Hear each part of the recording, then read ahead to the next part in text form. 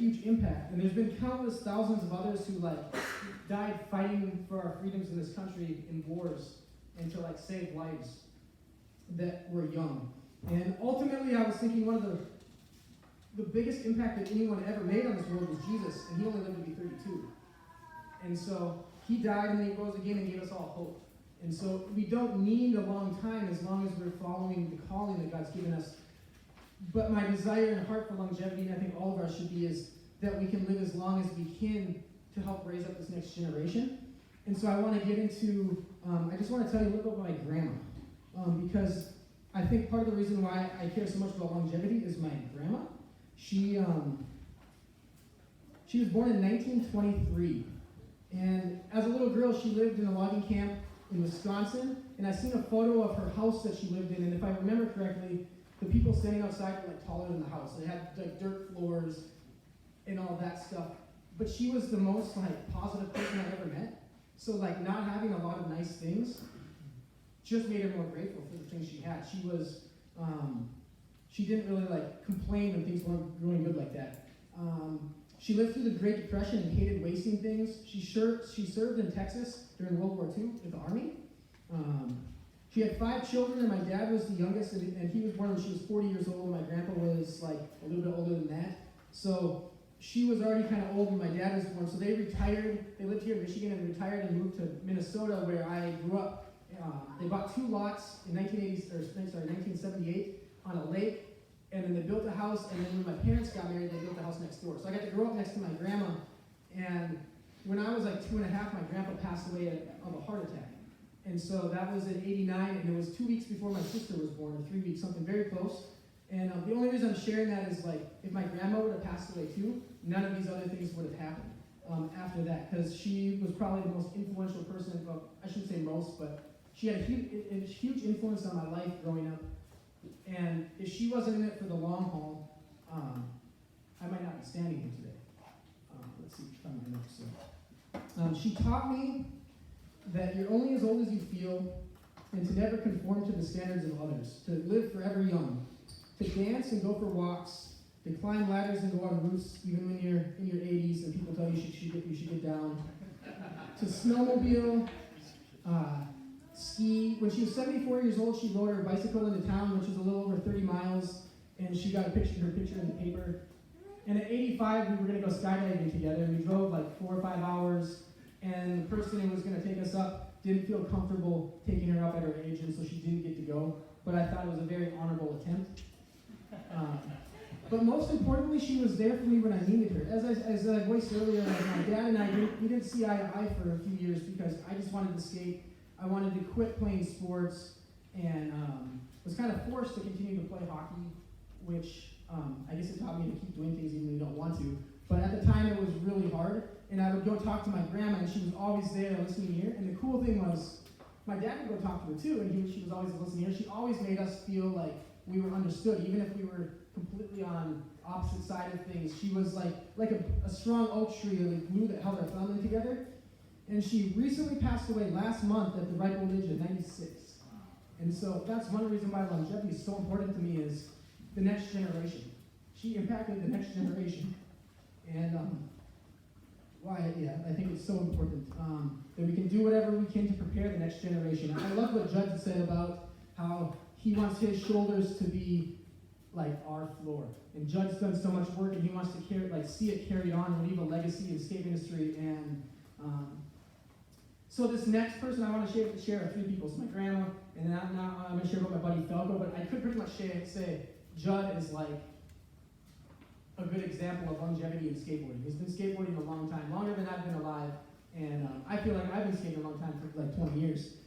But my buddy Falco, I met him at a skate camp in Wisconsin, and we hit it off really well. He's 45 now. He recently filmed like 45 tricks at 45, so he's still skating strong. But in my early 20s, I remember just getting beat up from skateboarding, like going through some injuries and just being like, man, I don't know if I should keep skateboarding, but I want to walk when I'm 30. I want to go for a hike. Is this worth it? Because coming from a culture that didn't skate, it's always like, when are you going to give this up? Aren't you a little old for this? Like, you're riding a wooden toy, time to grow up and get a real man's job. And my friend Falco was in his 30s, and he had friends in his 30s, and they were all skating strong. And to me, that was just like I want to be like that when I'm their age, you know. And now that I'm their age, like I don't feel old, but I was skating the South Haven Park here a couple years ago, and I did a trick, and then all of a sudden these kids at the park were like, "Hey, old dude, can you do that trick again? Because I want to take a picture." You know, it was like, when did that happen? I don't feel any older, you know. Like skating is kind of fun to use. Like you can have a 13-year-old friend when you're 35 and be like, "He's my friend, I skate with him." And people are like, "Isn't that weird that you have a 13-year-old friend?" I'm like, "No, it's not weird at all." And you guys, you know what I mean? Like, it's not strange. And then the last person I want to talk about is like the opposite. So he was my friend Jordan. We skated together for about a year, 2 years. He kind of dropped out of skating when we were like in high school. But he was a good buddy of mine for a couple of years. And when I moved home from Australia to get married, like my wife planned a surprise birthday party, and he came to it. And we were talking, and it was really good to see him. He was going to AA meetings. He was off of drugs and stopped drinking. And it was like really good to hear from him. And within a couple months, he relapsed on meth and killed himself.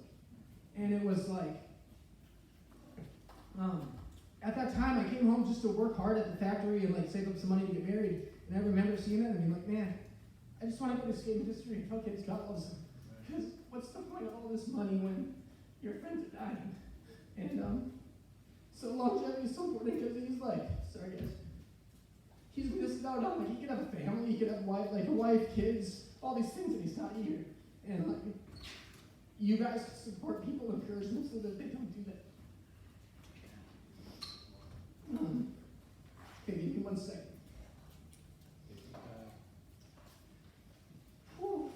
I want to just say a few different things. I kind of wrote a list of things that are like beneficial towards longevity and things that are enemies of it. And I think a huge thing that is beneficial is just having purpose and desire.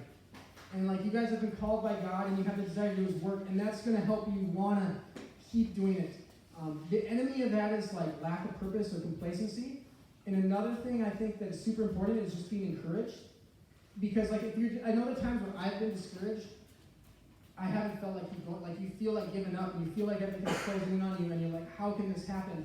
And being encouraged, a huge way to be encouraged is to be part of community. Like it shows, like you guys are here and we all feel encouraged. I don't think this week we're like, man, I just feel alone and feel isolated. But when you feel isolated, it's really hard to want to keep going. There's this book that I've read bits and pieces of from this guy. It's called The Blue Zones, and he travels to different places of the world where like the oldest population lives, like lots of people in their hundreds. And like there's this dude in California who's in his 90s that water skis kind of thing. You know, like they're not just old and sit in wheelchairs, but they're actually like in their hundreds and like garden and go for walks. And one of the huge things was being a part of a community and having purpose. So those two things are really important. I think of Ecclesiastes where it says like, where Solomon's like, pity the man who falls and doesn't have anyone to help him up. And like two are better than one. And like I love that passage. Integrity was on my list, so that's cool that Johnny shared about that today, versus like sin, which like the wages of sin is death. And like the more like when we have pride in our lives that comes before a fall, and like all these things, like sin will destroy our ministries, it will destroy our families, and just clinging to Jesus and having integrity as much as we can in our fallen nature will be very helpful in purity. The Bible says that if we honor our parents, that it comes with a promise that we'll have a long life. And the last two little points on this I just want to share is rest. Rest is super important. And I don't know if you guys know who Chuck Swindoll is, but he's a preacher. And he said that it's been said, I'd rather burn out than rust out. But he said either way you're out. And so like that kind of made sense. Like I'm kind of an extremist, and I would rather be extreme and then like just kind of coast through life. But taking those times to have rest and rejuvenation is super important. And the Bible, in Proverbs, it talks about wisdom and how long life is in her right hand, and she is a tree of life for those who embrace her. Proverbs even says that about generosity, like if you're greedy, it takes away the life of those of its owners. So even being generous and just doing those things helps.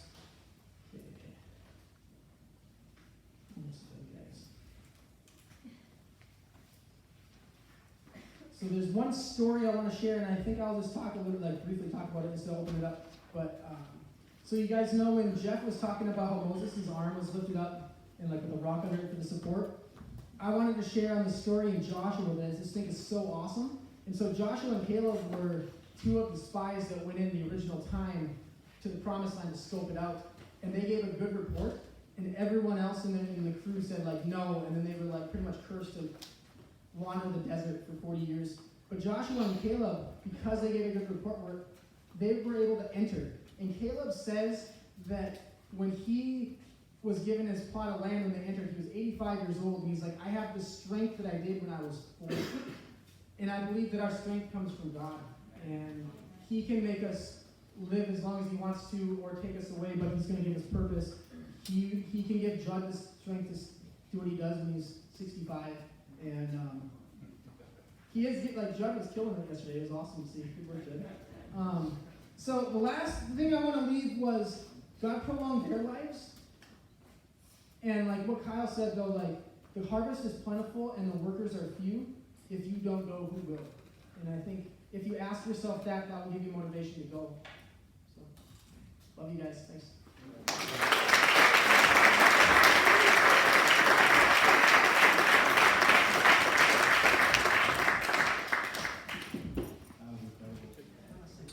I have a skater's track that I share like my testimony gives the gospel in it. And I brought like 1,000 with, so if anyone wants some. I got a whole bunch in my car. Actually, they're right there now, so I'll give you some passes. You give them a kiss. Yeah, make sure you grab some of those.